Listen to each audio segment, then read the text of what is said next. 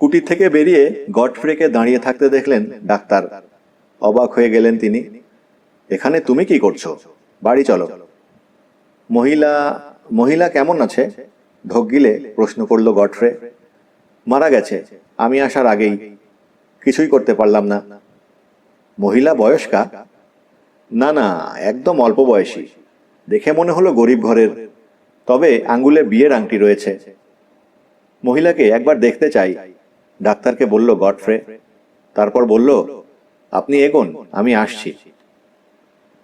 Godfrey কুটিরে ঢুকল। হ্যাঁ, মলি ফেরেনি শুয়ে রয়েছে। একে দু চোখে দেখতে পারত না সে। ভালো করে মৃতা স্ত্রীকে দেখে নিল গডফ্রে। তারপর সাইলাসের দিকে ফিরল। ওর বাচ্চা কোলে চুলার পাশে বসে রয়েছে সে। ঘুম ঘুম চোখে গডফ্রের দিকে চাইল মেয়েটি, তবে বাপকে চিনতে পারল না। সাইলাসের দিকে তাকিয়ে হাসল। ছোট একটা হাত বাড়িয়ে কান ধরে টানল। ওকে এতিমখানায় দেবেন নিশ্চয়ই? প্রশ্ন করল গডফ্রে। উদাসীনতার অভিনয় করল সে। না না, ও আমার কাছে থাকবে। কিন্তু আপনি কি ওকে মানুষ করতে পারবেন? অসুবিধে হবে তো। হোক, পাল্টা বলল সাইলাস। তবু রাখবো। ওর মা নেই, বাবা কোথায় আছে কে জানে। দুনিয়ায় আমিও একা। টাকা ছিল তাও গেছে। আমাদের দুজনের মধ্যে অদ্ভুত মিল। বেচারি, বলল গডফ্রে। ওর নতুন কাপড় দরকার, এটা রাখুন। সাইলাসের হাতে একটা স্বর্ণ মুদ্রা ধরিয়ে দিয়ে দ্রুত বেরিয়ে গেল সে। ডাক্তার দাঁড়িয়েছিলেন বাইরে। তার কাছে পৌঁছে বলল গডফ্রে, ভেবেছিলাম মহিলাকে হয়তো চিনতে পারবো, কিন্তু আগে কখনো দেখিনি একে। বাচ্চাটা খুব সুন্দর না? মান্নার নাকি পালবে ওকে? তাই নাকি? উদাসভাবে প্রশ্ন করলেন ডাক্তার। তার মন পড়ে রয়েছে রেড হাউসে। আর কোনো কথা হলো না দুজনের মধ্যে। দ্রুত ফিরে চলল তারা রেড হাউসের দিকে। নানা চিন্তা আসছে গডফ্রের মাথায়। বেচারি মলি, ভাবল সে। দুঃখ হচ্ছে ওর জন্যে, তবে আনন্দও কম নয়। ন্যান্সিকে বিয়ে করতে বাধা রইল না আর। মলির কথা কেউ জানবে না। ডান স্ট্যান্ড ফিরলে বকবক করতে চাইবে, কিন্তু পয়সা দিলেই সব ঠান্ডা। ন্যান্সিকে মলির কথা জানাবো না আমি। কেনই বা জানাবো? বেচারি দুঃখ পাবে। সাইলাস আমার বাচ্চাটার দেখাশোনা করবে, ওকে সব রকমের সাহায্য দেব। আমার বাচ্চা ভালোই থাকবে। রেড হাউসে ফেরার পথে এসব চিন্তাই তার মাথায় এলো। এই ঘটনা নিয়ে লোকে গাল গল্প জুড়ল। অনেকে বলল সাইলাস বোকামি করেছে, বাচ্চাটাকে তার রাখা উচিত হয়নি। পাগল লোক, বলল তারা। তাছাড়া বয়স্ক মানুষ বাচ্চা দেখবে কিভাবে? তবে বেশিরভাগ লোকই সাইলাসের প্রশংসায় পঞ্চমুখ, তার মানবতায় মুগ্ধ। অনেকেই, বিশেষ করে মহিলারা, বাড়ি এসে ওকে নানা উপদেশ দিয়ে গেল। তবে বলাই বাহুল্য, সবার আগে সাহায্যের হাত বাড়ালেন মিসেস ডলি উইনথ্রপ। সাইলাস তাকে গডফ্রের দেয়া মুদ্রাটা দিতে চাইল। বলল বাচ্চার জন্য নতুন কাপড়ের ব্যবস্থা করে দিতে। কোনো দরকার নেই, বললেন ডলি। অ্যারনের গায়ে অনেক কাপড় ছোট হয়ে গেছে, সেগুলো পরতে পারে ও, প্রায় নতুনই রয়েছে। বাচ্চাটিকে গোসল করাতে শুরু করলেন ডলি। কাছে দাঁড়িয়ে দেখতে লাগলো সাইলাস। কি সুন্দর! কোঁকড়া কোঁকড়া সোনালি চুলগুলো ধুয়ে দেওয়ার সময় বললেন তিনি। খানিকক্ষণ কি যেন চিন্তা করলেন ভদ্রমহিলা। তারপর বললেন, মিস্টার মার্নার, ও প্রথম প্রথম জ্বালাতন করতে পারে। আমি অবশ্য নিয়মিত আসব আপনাকে সাহায্য করতে। ধন্যবাদ, বলল সাইলাস। আমি ওর সব কাজ নিজেই করতে চাই। আমি চাই ও আমাকে ভালোবাসুক। আপনি বরং আমাকে শিখিয়ে দিন কিভাবে কি করতে হয়। অবশ্যই। ছোট একটা শার্ট তুললেন ডলি। প্রথমে এটা পরাবেন।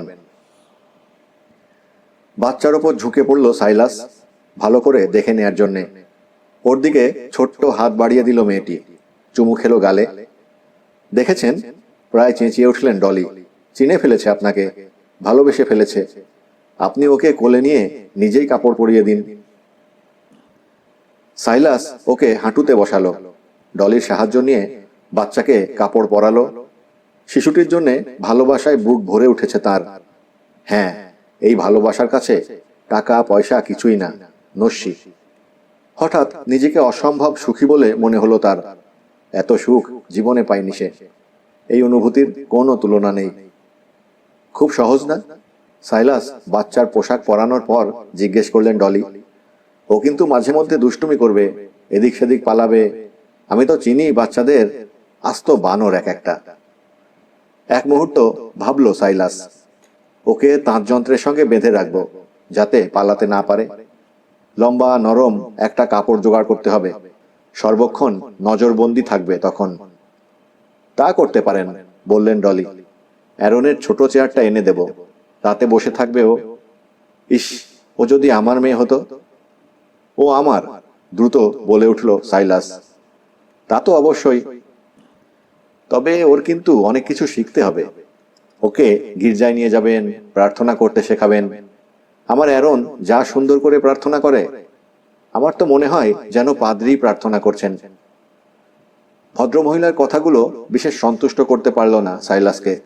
চুপ করে রইল সে। আগে দরকার একটা নাম, বললেন ডলি। ওকে কি নামে ডাকবেন ঠিক করেছেন? আমার মায়ের নাম ছিল হেফজিবা, চিন্তিত ভঙ্গিতে বলল সাইলাস। মায়ের নামেই রাখা হয়েছিল ছোট বোনের নাম? নামটা অনেক বড়, কঠিনও, মৃদু হেসে বললেন ডলি। আমি বোনকে সবসময় এপি বলে ডাকতাম, একেও তাই ডাকবো। নামটা ডলিরও পছন্দ হলো।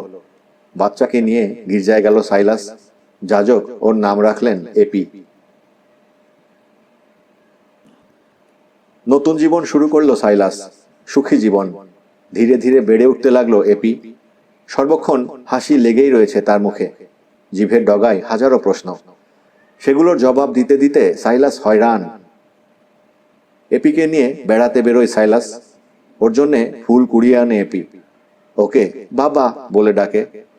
বাপ বেটিতে মিলে পাখিদের গান শোনে। এত সুখ কখনো পায়নি সাইলাস। এপির বয়স এখন 3। অন্য বাচ্চাদের মতো মাঝে মধ্যে দুষ্টুমি করে সেও। সাইলাসের কথা শোনে না। ওকে শাসন করবেন, উপদেশ দেন ডলি উইনথ্রপ। দুষ্ট বাচ্চাদের শাস্তি দিতে হয়। চড় চাপড় মারতে বাঁধলে কয়লার চালায় ঢুকিয়ে দেবেন। অ্যারনকে তাই করি আমি, মাত্র 1 মিনিটের জন্যে। কালো ভূত হয়ে বেরিয়ে আসে, আর কখনো যেতে চায় না ওখানে। এপিকেও ঢোকাবেন, বাচ্চারা বেয়াদব হয়ে গেলে মুশকিল।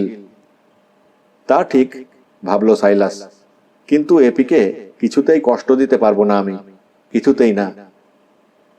এভাবেই কাটতে লাগলো। এপিকে কোনো রকম শাসন করে না সাইলাস, কিন্তু করতে হলো একদিন। সেদিন কাজে ভীষণ ব্যস্ত ছিল সাইলাস। এপি কখন যে কাঁচিটা হাতিয়ে নিয়েছে জানে না সে। ওর দিকে পিছন ফিরে বসলো এপি, যেন ও কি করছে সাইলাস দেখতে না পায়। তারপর তাঁতের সঙ্গে বাঁধা কাপড়টা কেটে ফেলল, গুটগুটিয়ে বেরিয়ে এলো বাইরে। সাইলাস এসবের কিছুই জানল না। সে ভাবল, বাহ, এপি আজ বড় শান্ত রয়েছে। তারপর যেই কাঁচি নেয়ার জন্য ফিরেছে, দেখে এপি হাওয়া। ছুটে বাইরে বেরিয়ে এলো সাইলাস। নাম ধরে বহু ডাকলো, সাড়া পেল না। ভয়ে তার আত্মারাম খাঁচা ছাড়া হবার জোগাড়। কুয়ায় পড়ে যায়নি তো? দৌড়ে গেল সাইলাস। না। মাঠে গেছে? গেল সাইলাস, সেখানেও নেই। পরের মাঠটাতে পুকুর রয়েছে একটা, ডুবে গেল না তো? আবার ছুটলো সাইলাস। হ্যাঁ, ওই তো পুকুরের পাশে বসে রয়েছে এপি। আপন মনেই হাসছে, কথা বলছে। কাদায় দেবে রয়েছে ওর 2 পা। এক হাতে ধরা 1 পাটি জুতো, পানি ভর্তি। সামান্য তফাতে দাঁড়িয়ে একটা গরু। এই অবুঝ শিশুর কাণ্ড কারখানা দেখছে বোধহয়। সাইলাস তড়িঘড়ি ছুটল, ওর কাছে পৌঁছে তুলে নিল কোলে। চুমোয় চুমোয় ভরিয়ে দিল ছোট্ট মুখটা। তারপর মেয়েকে কোলে করেই বাড়ির দিকে হাঁটা ধরল। ভাবলো সে, ঠিকই বলেছিলেন ডলি উইনথ্রপ, ওকে শাস্তি দিতে হবে, নইলে আবার পালাবে। অনিচ্ছা সত্ত্বেও তাই করতে হলো সাইলাসকে। এপিকে কয়লার চালায় ঢুকিয়ে দরজা বন্ধ করে দিল সে। মুহূর্ত পরেই চিকন গলা শোনা গেল, খোলো খোলো। সাইলাস বার করে আনলো ওকে। কালো ভূত হয়ে রয়েছে এপি। ওকে গোসল করালো সাইলাস। নতুন কাপড় পরালো। এসব করতে করতেই কারার হয়ে গেল সময়। কাজ মাটি হলো। সাইলাস ভাবল, এবার নিশ্চয়ই বুঝবে ও, পালালে শাস্তি পেতে হয়। এপিকে বেঁধে রাখার ছেঁড়া কাপড়টা তুলে নিল সে। কিভাবে ওটা মেরামত করা যায় ভাবছে। তার এই ক্ষণিকের অন্যমনস্কতার সুযোগ নিল এপি। ছুটে গিয়ে আবার ঢুকে পড়ল কয়লার চালায়। বাবা দেখো, ওখান থেকে চেঁচালো সে। সাইলাস চেয়ে দেখে, সারা শরীরে আবার কালি মেখেছে তার মেয়ে।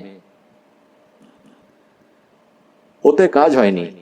সাইলাস পরে এক সময় বলল ডলি উইনথ্রপকে, ও ভেবেছে এটা একটা মজার খেলা। ভাবুক, অসুবিধে নেই, এটা তো দুষ্টুমিরই বয়স, বড় হলে ঠিক হয়ে যাবে। বোধ হয় তাই, বললেন ডলি। এপিকে বিনা শাস্তিতে মানুষ করতে লাগলো সাইলাস। ওর আদর ভালোবাসায় স্বাধীনভাবে বেড়ে উঠতে লাগলো এপি। সাইলাস যেখানেই যায় মেয়েকেও সঙ্গে নেয়। ফলে খুব শিগগিরই গ্রামের সকলের কাছে পরিচিত এবং প্রিয় হয়ে উঠতে লাগলো ওরা দুজন। এপি আর তার বুড়ো বাপকে সবাই পছন্দ করে এখন।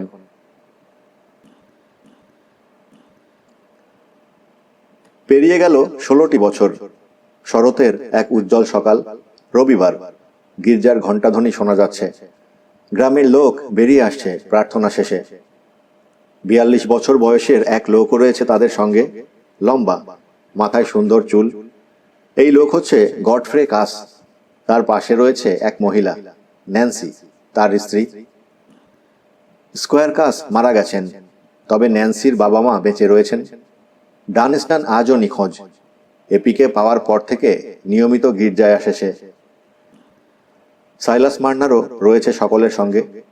সাদা চুল আর বাঁকা কাঁধে বয়স্ক দেখাচ্ছে তাকে, তবে তার সারা মুখে ছড়িয়ে রয়েছে স্বর্গীয় সুখ। সবার সঙ্গে হেসে কথা বলছে সে। দেখে বোঝা যায় সুখী একজন মানুষ। এপি এখন 18 বছরের সুন্দরী তরুণী। সাইলাস আর তার পিছে হাঁটছে সুদর্শন এক যুবক, পরনে স্যুট, অ্যারন উইনথ্রপ। এপির কথা ভাবছে সে। সবসময় ভাবে ওকে ভালোবাসে অ্যারন, বিয়ে করতে চায়। বাবা, ডাকলো এপি, মিসেস উইনথ্রপের মতো একটা বাগান আমার চাই। বেশ, করে দেব। তোমাকে কিছু করতে দেব না, তোমার কষ্ট হবে। তুই ভাবিস না, প্রত্যেকদিন বিকেলে অল্প স্বল্প খাটলেই হয়ে যাবে। আমি সাহায্য করব, বলল অ্যারন। পরম আগ্রহ তার। পেছন থেকে এগিয়ে এলো। এপির পাশে পাশে হাঁটতে লাগলো সে। তবে তো শিগগিরই বাগানটা হয়ে যাচ্ছে। অ্যারনের দিকে চেয়ে মৃদু হাসল সাইলাস। কুয়ার কাছে আজ বিকেলে যাব আমি, জমি পরখ করে তবে খুঁড়ব। অ্যারনই জমি খুঁড়বে বাবা, বলল এপি। আমরা শুধু চারা বুনে দেব। আমি অনেক চারা এনে দিতে পারবো। উৎসাহে টকবক করে ফুটছে অ্যারন। তবে তো আর কথাই নেই, হাসল সাইলাস। অ্যারন ওদের কাছ থেকে বিদায় নিয়ে বাড়ির পথে চলল। এপি আর সাইলাস যাবে তাদের কুটিরে। বাবা, আমার বহুদিনের শখ ছোট্ট একটা বাগানের, বাপকে বলল এপি। জানতাম অ্যারন আমাদের সাহায্য করবে। ওর খুব খাটনি যাবে। গায়ে মাখবে না ও, খুশি মনে বলল এপি। কুটিরে পৌঁছলো ওরা। ওদের স্বাগত জানালো স্ন্যাপ, ওদের কুকুর। একটা বিড়াল ছানা খেলা করছে টেবিলের নিচে। ওটার মা জানালার পাশে গুটি সুটি মেরে বসে রোদ পোহাচ্ছে। সুখী ঘরোয়া দৃশ্য।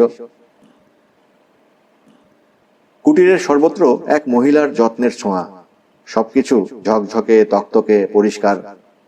গডফ্রে কাস বৃদ্ধ তাঁতি আর এপির প্রতি অত্যন্ত সহানুভূতিশীল। চমৎকার কয়েকটি আসবাবপত্র উপহার দিয়েছে ওদের। বাপ বেটির প্রতি ওর দুর্বলতার জন্যে গ্রামের প্রত্যেকে প্রশংসা করে তার। চেয়ারে বসে এপিকে দেখছে সাইলাস। কি সুন্দর করে গুছিয়ে রেখেছে সংসারটাকে। টেবিলে পরিষ্কার সাদা চাদর বিছালো তার মেয়ে। খাবারের পাত্রগুলো রাখলো তার ওপর। খেতে বসলো সাইলাস। খেয়ে চলল একাগ্র চিত্তে। অন্যান্য দিনের তুলনায় আজ কম কথা বলল সে। মাঝে মধ্যে খাওয়া থামিয়ে এপিকে দেখল। খাওয়া সেরে বাইরে এসে বসলো সাইলাস। পাইপ টানতে লাগলো। নানা চিন্তা এখন তার মাথায়। মনে অনাবিল শান্তি। হ্যাঁ, ভাবল সে, দুনিয়ায় শান্তিও কম নয়। বাচ্চাটা আমার জীবন বদলে দিয়েছে। ঈশ্বরই পাঠিয়েছেন ওকে। আমি তার কাছে কৃতজ্ঞ এবং তার অস্তিত্বকে সন্দেহ করার জন্যে ক্ষমা প্রার্থী। সাইলাস অনেক আগেই এপিকে তার মায়ের দুঃখজনক মৃত্যুর কথা জানিয়েছে। মায়ের আঙুলের বিয়ের আংটিটা দিয়েছে ওকে। যে ঝোপে মাথা রেখে মারা গিয়েছিল ওর মা, সেটা এখনো রয়েছে সেখানটাতে, বাড়ছে। টেবিল পরিষ্কার করে বাইরে এলো এপি, বাবার পাশে বসলো। সেই ঝোপটার দিকে তাকিয়ে বলল, বাবা, ঝোপটা আমাদের বাগানে লাগাবো। অ্যারন বলেছে সাদা লিলির চারা এনে দেবে আমাকে।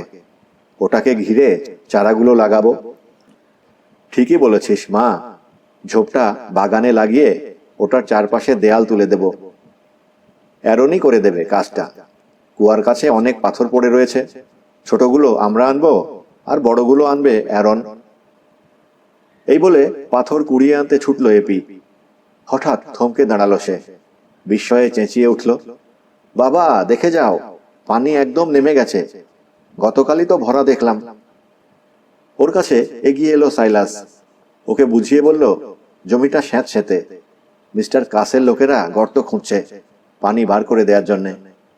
দেখবি খুব শিগগির শুকনো হয়ে যাবে এই জায়গাটা, কুয়োটাও শুকিয়ে যাবে। বাপ বেটি পাশাপাশি বসেছে। ক মিনিট কেউ কোনো কথা বলল না। তারপর মুখ খুলল এপি, বাবা, বিয়ের সময় আমি কি মায়ের আংটিটা পরব? ওর দিকে তাকালো সাইলাস। কেন, বিয়ের কথা ভাবছিস নাকি? অ্যারন বলছিল ওকে পছন্দ তোর। হ্যাঁ বাবা, তুমি ভেবো না, আমি বিয়ের পরও তোমাকে ছেড়ে কোথাও যাব না। অ্যারন বলেছে ও আমাদের সঙ্গে এসে থাকবে, তোমার ছেলের মতো। ছেলেটা ভালো, ওকে ছোট থেকে দেখছি, আমার আপত্তি নেই। বুড়ো হয়ে গেছি, আজ আছি কাল নেই। তোকে দেখাশোনার জন্যে তো একজন কাউকে দরকার। ঠিক আছে, মিসেস উইনথ্রপের সঙ্গে কথা আমি বলবো, দেখি উনি কি বলেন। কিছুক্ষণ বাদে সাইলাসের কুটিরের দিকে আসতে দেখা গেল অ্যারন আর মিসেস উইনথ্রপকে। সেই রবিবারেরই বিকেল। বাগানে বসে রয়েছে ন্যান্সি কাস একা। তার স্বামী গেছে জমি দেখাশোনা করতে পাথুরে কুয়ার কাছে। লোকগুলো ঠিকমতো কাজ করে থাকলে জমি শুকিয়ে গেছে এতক্ষণে। তুমি অপেক্ষা করো, আমি চা খাওয়ার জন্য ফিরব, বেরিয়ে যাওয়ার সময় বলে গেছে সে। ন্যান্সি বসে বসে রাজ্যের চিন্তা করতে লাগলো। গডফ্রে ওকে ভালোবাসে, কিন্তু মাঝে মধ্যে কেমন যেন হয়ে যায়, গম্ভীর মুখে বসে থাকে। তখন স্বামীকে বুঝতে পারে না ন্যান্সি। নিজের মনেই বহুবার প্রশ্ন করেছে সে, ওর কিসের দুঃখ? ওদের ছেলে মেয়ে হয়নি, সেটাই কি কারণ? একাধিকবার বলেছে গডফ্রে, কাউকে পালক নেই। একবার এপির কথাও তুলেছিল, রাজি হয়নি ন্যান্সি। রাজি হওয়াটা কি উচিত ছিল তার? ন্যান্সির ভাবনায় ছেদ পড়ল এই সময়। কাজের মেয়েটা এসে জানালো চা তৈরি। সাহেব ফিরেছেন? জি না। তারপর হঠাৎ চেঁচিয়ে উঠল মেয়েটি, আরে সবাই দেখছি কুয়ার দিকে দৌড়াচ্ছে, দুর্ঘটনা নিশ্চয়ই। কি বললে? ভয়ে আত্মারাম কেঁপে উঠল ন্যান্সির। কি হয়েছে? স্বামীর জন্যে উদ্বেগ হচ্ছে তার। বলতে পারছি না, তবে খারাপ কিছু ঘটেছে হয়তো।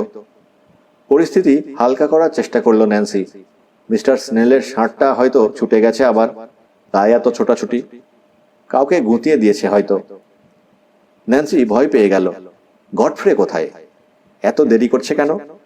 এতক্ষণে তো ফিরে আসার কথা তার।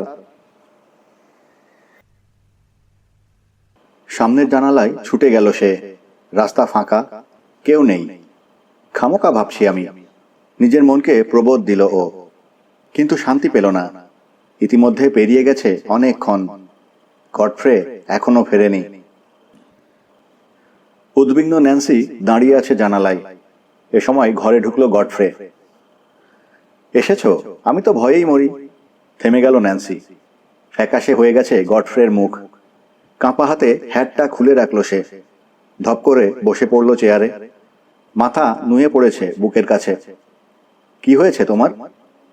বসো, এখানে বসো। শান্ত স্বরে বলল গডফ্রে।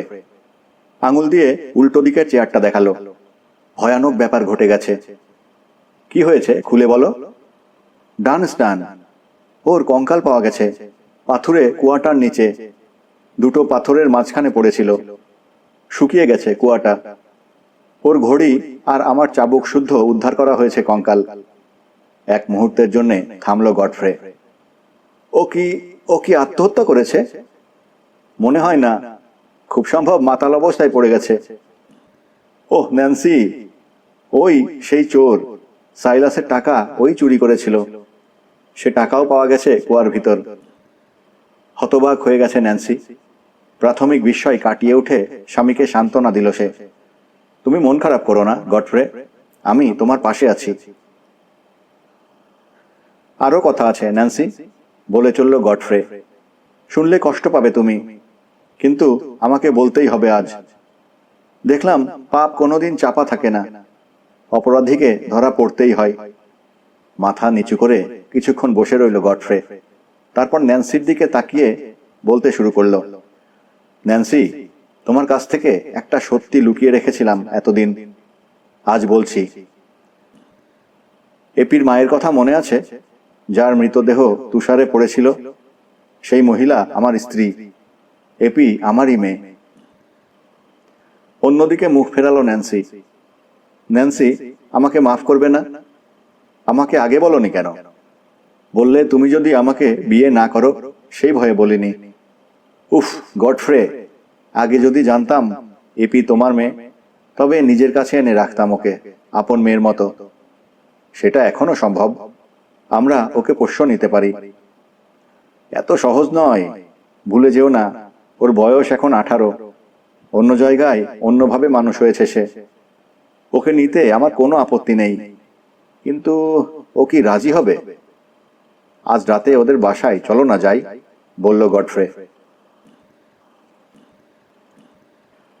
সাইলাস আর এপি বসে রয়েছে ঘরে। সাইলাসের সামনে টেবিলে রাখা রয়েছে তার হারানো মুদ্রাগুলো। বিকেলটা প্রচন্ড উত্তেজনায় কেটেছে, ফলে ক্লান্ত হয়ে পড়েছে সে।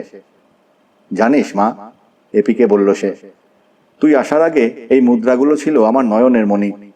পরম মমতায় এদের জমিয়েছিলাম আমি।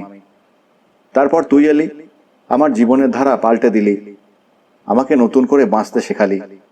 তোকে যে আমি কি ভালোবাসি সে আমি জানি বাবা। তুমি আমার জন্য অনেক কষ্ট করেছ। ও কথা বলিস না রে, বলল সাইলাস।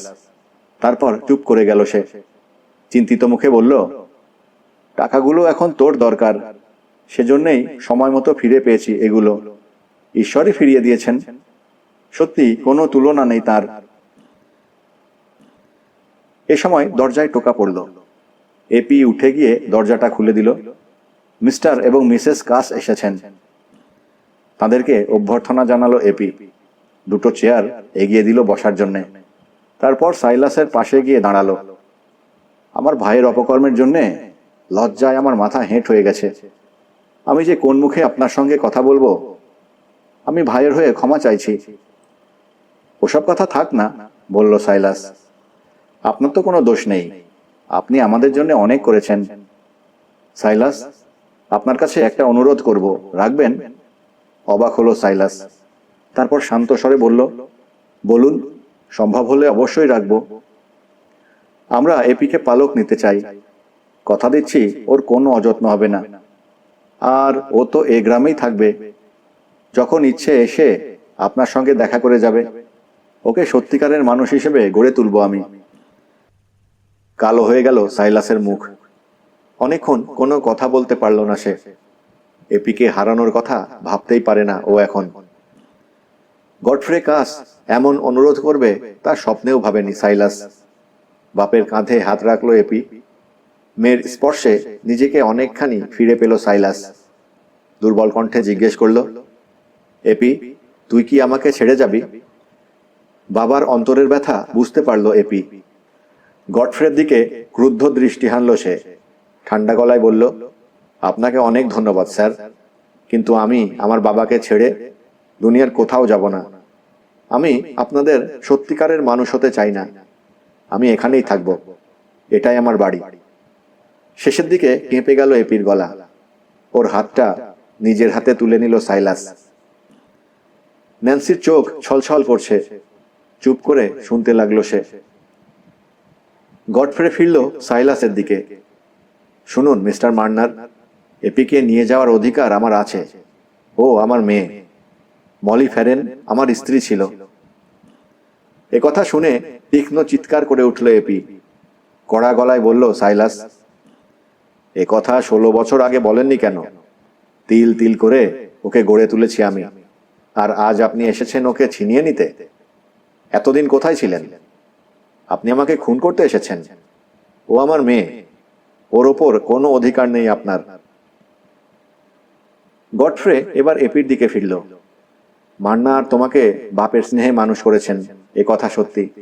তার কাছে আমরা কৃতজ্ঞ। আমি তোমার প্রতি অবিচার করেছি, তাতেও ভুল নেই, কিন্তু আমি বদলে গেছি এখন। আমাকে একবার সুযোগ দাও। আমাকেও, বলল ন্যান্সি। আমার ছেলে মেয়ে নেই, তোমাকে আমি আপন মেয়ের মতো আদর করব। সাইলাসের হাতখানা শক্ত করে চেপে ধরল এপি। তারপর কঠিন গলায় বলতে শুরু করলো, আপনাদেরকে অনেক ধন্যবাদ। জেনে রাখুন, এই ভদ্রলোক আমার বাবা। একেই আমি চিনি, আর কাউকে চিনি না, চিনতে চাইও না। আমি বাবাকে ছেড়ে গেলে, কেঁদে ফেলল এপি, বাবাকে ফেলে কখনো যাব না আমি, কখনো না। কাঁদতে কাঁদতে বলল সে। আমি বুঝি মা, নরম স্বরে বলল ন্যান্সি। কিন্তু মা, আপন বাবার প্রতিও তো তোমার দায়িত্ব কম নয়। সে তোমাকে নিজের কাছে রাখতে চায়, তাকে ফিরিয়ে দেওয়াটা কি ঠিক হচ্ছে?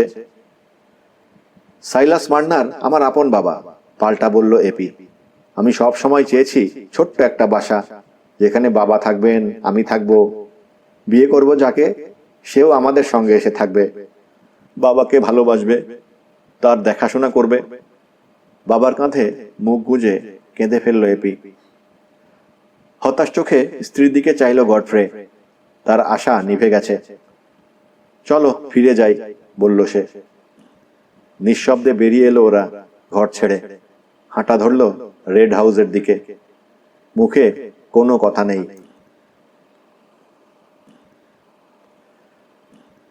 সাধারণত বসন্তকালে র্যাভেলো গ্রামে বিয়ে লাগে। এ সময়টায় আকাশে রোদ ঝলমল করে, বাগানে ফোটে নানা জাতের রঙিন ফুল, মিষ্টি সুরে গান গায় পাখিরা। বিয়ে শাদীর জন্য আদর্শ সময়। বসন্তের এক সুন্দর দিনে বিয়ে হয়ে গেল এপি আর অ্যারনের। কি সুন্দর দেখাচ্ছে এপিকে, সকলে বলল, ঠিক লিলি ফুলের মতো।